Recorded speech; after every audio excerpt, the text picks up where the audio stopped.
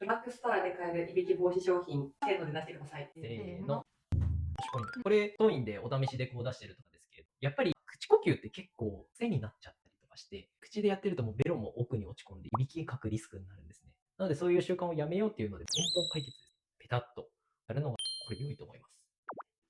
こちらは耳ほぐタイムといって、耳を温めるものになります。耳を温めることによって、睡眠の質が向上するっていうものになるんですけど、眠りが良くなると、いびきをかきにくくなるし、いびきかきにくいプラス、睡眠の質も上がるドラッグストアとこちらがおすすめかなと思いました。さすが看護師さん違いますよ。配慮が効いてて、試したいですね。気持ちよさそうです、これ。